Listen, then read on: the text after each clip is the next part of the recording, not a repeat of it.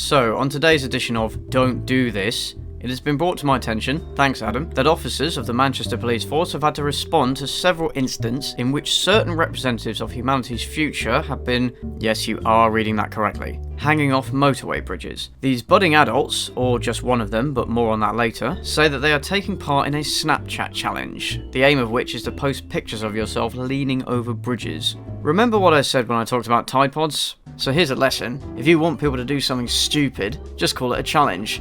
Always works. Yeah. I imagine the thought process went something like this. Man, we have to one-up those guys eating laundry detergent or we'll never be the cool kids. You know what would be super badass? If we broke both our legs and smashed our brains on the motorway. Ah, genius, mate! Let's do it! The future of our nation, folks.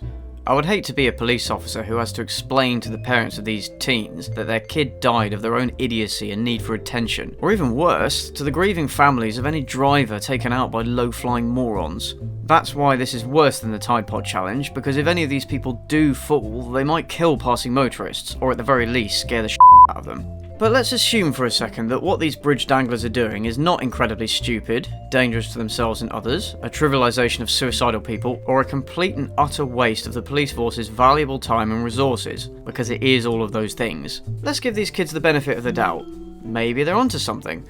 I know I'm trying way too hard to look on the bright side here, but we have two options. Either these people are gigantic nuggets, because that's what you are if you do stuff like this to win anyone's approval, or they're performing an act of purely selfless altruism by attempting to remove themselves from the gene pool for the good of humanity in general.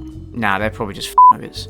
Having said all that, all the sources I've seen relating to this challenge only mention 3 incidents which occurred on the same day between 5 and 7:20 PM, and I haven't found any evidence for any other such incidents. As for the claim that it's a Snapchat challenge, reports are contradictory, with some sources saying that only one of the teenagers involved was caught and claimed that he was doing it for social media, while other sources say that this claim was made by multiple teenagers.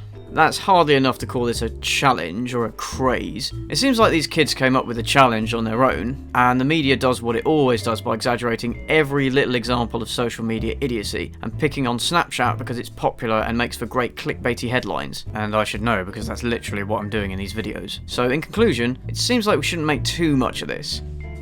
Those kids are still nuggets though.